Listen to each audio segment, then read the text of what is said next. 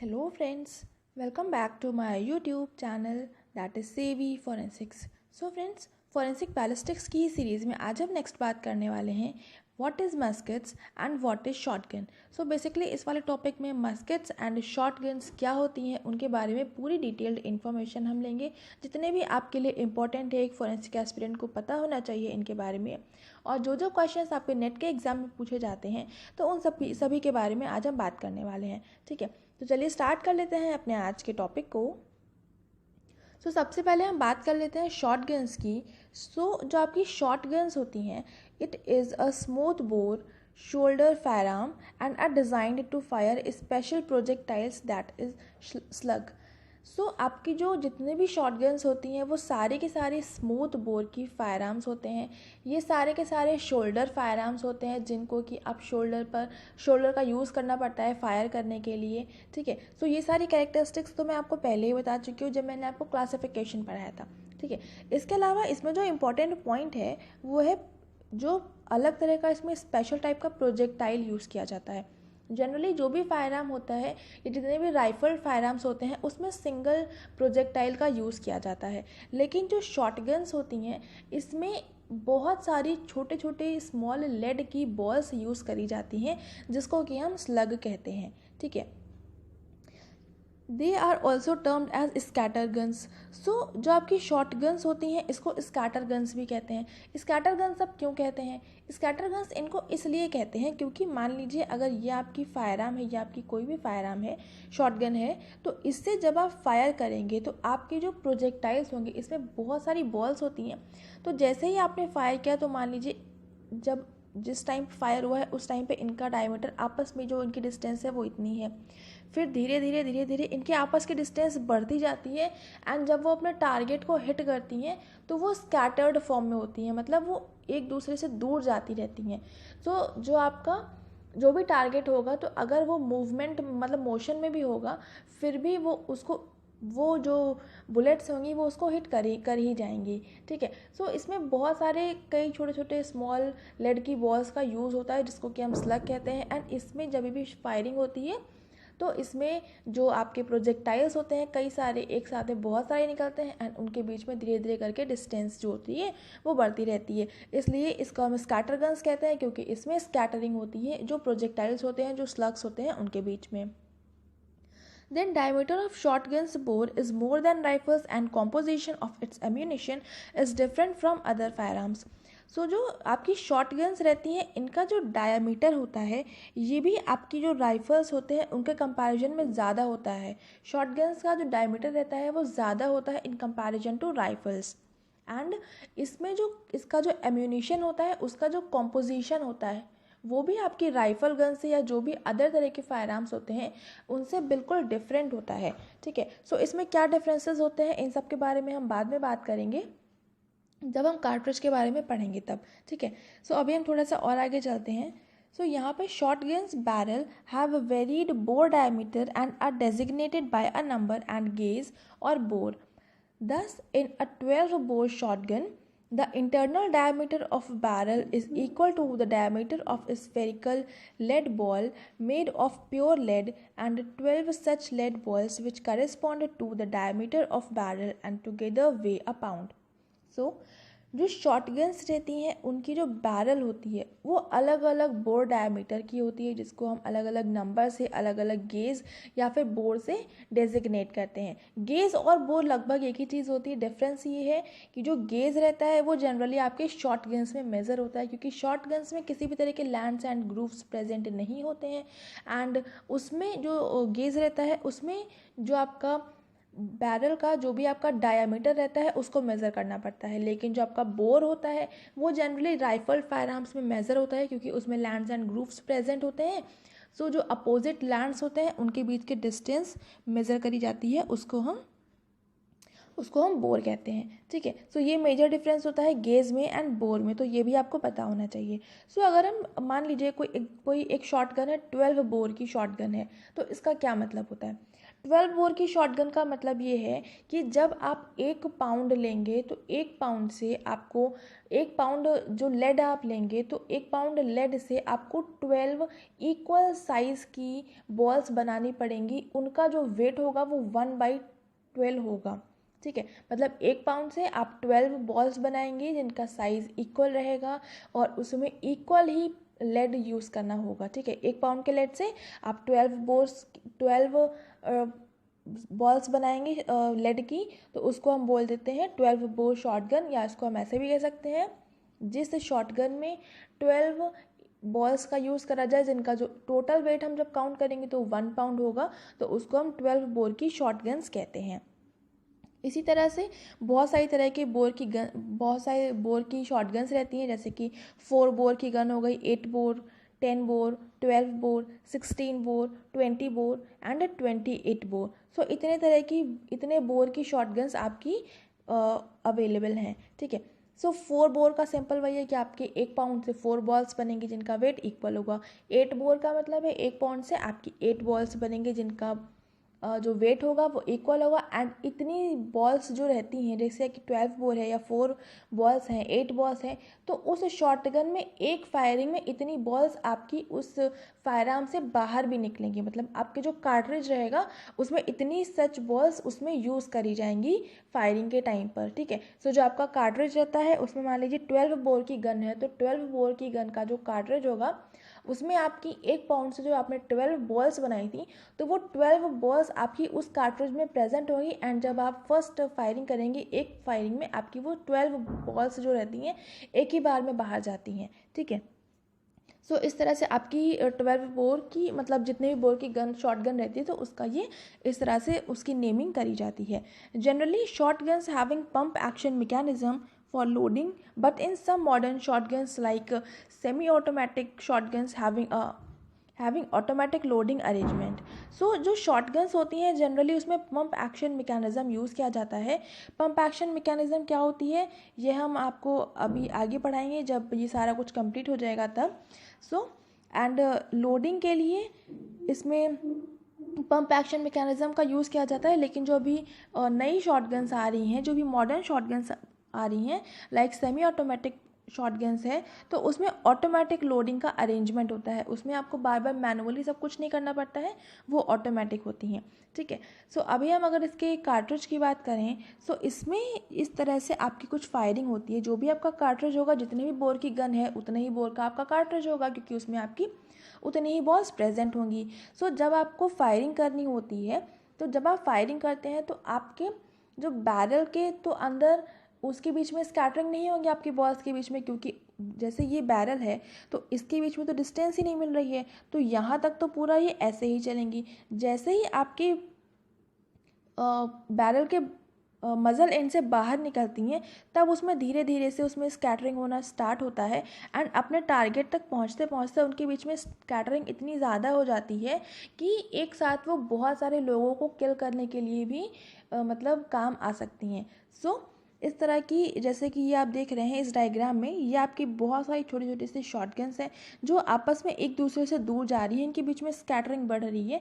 And इस diagram में आप देखें, इस वाले डायग्राम में आप देखें तो ये मान लीजिए आपका कोई टारगेट है।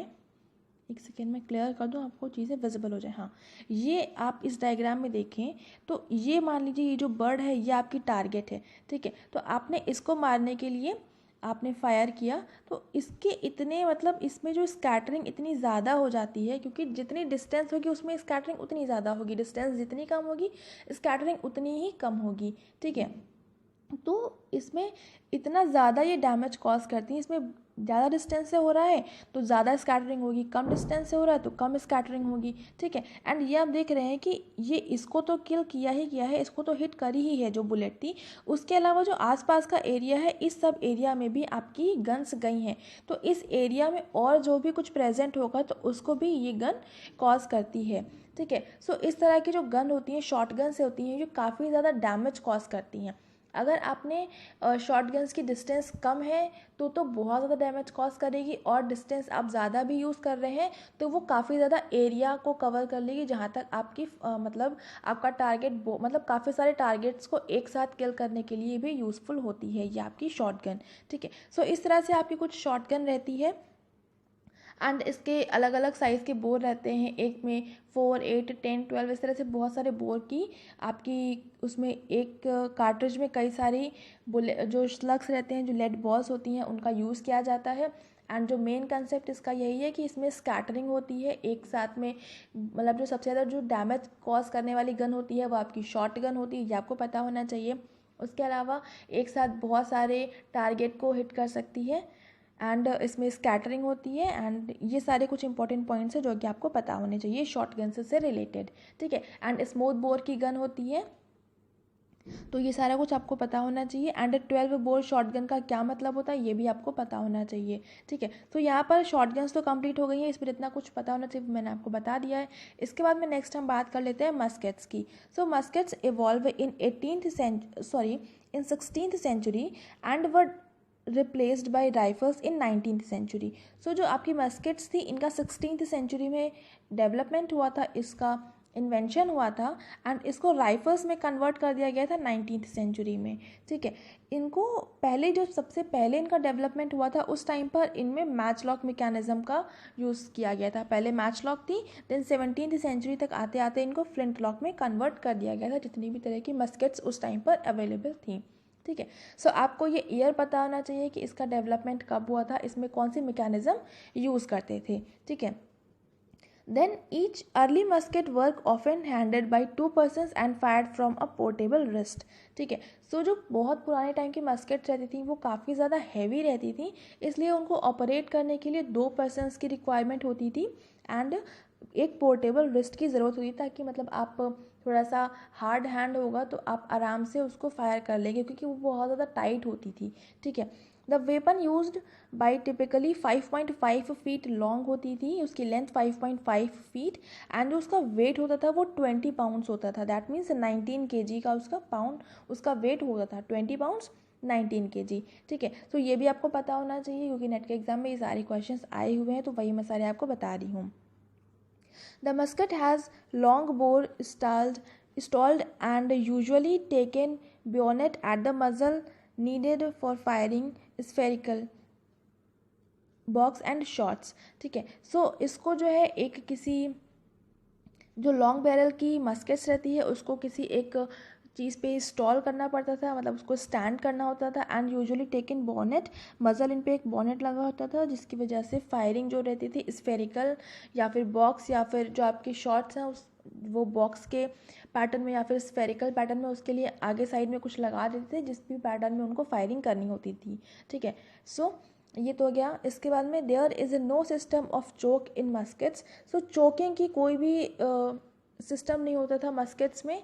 The bore of short gun is 0.410 inches equal to 67 bore. So जो मस्केट्स रहते थे उसमें किसी भी तरह का चोक का सिस्टम नहीं था, एंड जो उसका बोर होता था वो 0.410 इंचेस या फिर उसको हम 67 बोर कह सकते थे। ठीक है, अभी चोक क्या होता है? चोकिंग मतलब कि आपकी जो बैरल है उसमें कितना कंस्ट्रक्शन है। ठीक है, मतलब टेपरिंग जो रहती थी उसको बोलते थे। जैसे मान लीजिए आपकी फायरआर्म है जिसका ये नीचे से हैंडल है, एंड इसके अगर हम बैरल की बात करें तो ये आपका बैरल है। ठीक है, सो आपकी बैरल में यहाँ पर आपको कंस्ट्रक्शन देखने को मिल रहा है, यहाँ पर डायमीटर ज़्यादा है, यहाँ पर डायमीटर कम है। ठीक है, सो इस तरह से बहुत सारे तरह की चोकिंग होती हैं आपकी बैरल्स में। जो आपकी शॉटगन्स रहती हैं उसमें चोकिंग प्रेजेंट होती है।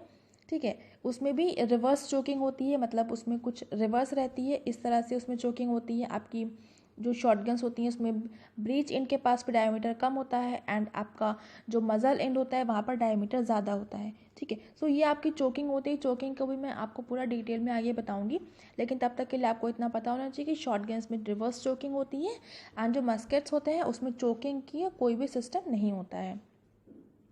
देन इसके अलावा इसका जो डायमीटर होता है, इसका जो बोर होता है वो 67 बोर होता है या फिर 0.410 इंचेस होता है। ठीक है, तो ये वाला क्वेश्चन भी एग्जाम में आया हुआ है, इसको भी आपको पता होना चाहिए। देन मजल velocity of a single ball is from 1600 to 1800 feet पर सेकेंड। सो अगर जो 67 बोर की गन है, दैट मीन्स उसमें 67 बुलेट्स भी होंगी, 67 जो आपके स्लग्स होंगे वो प्रेजेंट होंगे। तो अगर हम उसमें से किसी एक बॉल की वेलोसिटी देखें, मजल वेलोसिटी देखें, तो एक पर्टिकुलर बॉल की जो मजल वेलोसिटी होगी वो 1600 से 1800 मीटर पर सेकेंड होती है। ठीक है, सो आपके मस्केट्स की जो मजल वेलोसिटी होती है वो होती है 1600 to 1800 फीट पर सेकेंड। किसी भी एक आपके मस्केट से जो भी फायर हुआ है तो उसकी जो स्लग होगा उसकी जो वेलोसिटी होगी, मजल वेलोसिटी 1600 to 1800 फीट पर सेकेंड। तो ये भी आपको पता होना चाहिए, ये वाला क्वेश्चन भी आपके नेट के एग्जाम में आया हुआ है। Then letters type are smaller and lighter and accurate to hit a human target at 800 yards. These had caliber ranging from 0.69 to more than 0.75 inches. So इसमें जो इसका जो टारगेट रहता है वो 800 यार्ड्स तक के टारगेट को ये हिट कर सकती है आराम से। एंड इसका जो कैलिबर रहता है वो 0.69 से 0.75 के बीच में रहता है, मतलब इतनी रेंज होती है 0.69 से 0.75 इंचेस तक। Then it could fire 6 rounds in a minute using prepared cartridges. Modern muskets are smooth bore weapons which are shoulder arms used by army and police. सो जो आपकी मस्केट्स रहती हैं वो 1 मिनट में 6 राउंड फायर कर सकती हैं, मतलब 1 मिनट में आप 6 टाइम्स उसको फायर कर सकते हैं। जो भी आपकी प्रिपेयर्ड कार्ट्रिज अगर है तो मतलब एक बार में अगर आपकी कार्ट्रिज प्रिपेयर है तो 1 मिनट में आप 6 टाइम्स उससे फायर कर सकते हैं। एंड जो मॉडर्न मस्केट्स हैं वो स्मूथ बोर्ड की वेपन होती है एंड इसको भी शोल्डर आर्म कहते हैं। इसके लिए भी हमें फायर करने के लिए शोल्डर की रिक्वायरमेंट होती है जो मॉडर्न वाली हैं। बाकी जो पुराने टाइम की थी वो तो काफ़ी ज़्यादा हैवी होती थी, इसलिए उसको 2 लोग ऑपरेट करते थे। ठीक है, एंड जनरली आर्मी या फिर पुलिस में मस्केट्स को यूज़ किया जाता है मॉडर्न टाइम में। ठीक है, सो यहाँ पर आपको इसकी वेलोसिटी, इसका जो बोर है वो एंड इसके जो कैलिबर का जो रेंज है 0.69 से 0.75 एंड 1 मिनट में 6 राउंड फायर कर सकती है। एंड स्मूथ बोर का वेपन है, शोल्डर फायर आर्म है। तो ये सारी चीज़ें आपको पता होना चाहिए। ये सारे कुछ इंपॉर्टेंट क्वेश्चंस हैं जो कि आपके नेट के एग्ज़ाम में आते रहते हैं। ठीक है, तो ये वाला टॉपिक यहाँ पर कंप्लीट होता है। मस्केट्स एंड शॉर्ट गन्स के बारे में जितने भी इंपॉर्टेंट इन्फॉर्मेशन आपको पता होनी चाहिए वो मैंने यहाँ पर आपको बता दी है। एंड इसके बाद में हम नेक्स्ट बात करेंगे राइफल्ड फायर आर्म्स की, तो वो वाला वीडियो नेक्स्ट आएगा, तो उसके लिए थोड़ा सा वेट करिएगा। एंड अगर आपको मेरा ये वीडियो पसंद आ रहा है तो प्लीज़ लाइक कर दीजिएगा, अपने फ्रेंड्स के साथ में शेयर भी कर दीजिएगा। एंड अगर आप मेरे चैनल पर नए हैं या अभी तक आपने मेरे चैनल को सब्सक्राइब नहीं किया है तो प्लीज़ मेरे चैनल को सब्सक्राइब भी कर लीजिएगा, बेल आइकन प्रेस कर लीजिएगा for daily updates. And thank you so much for watching me here.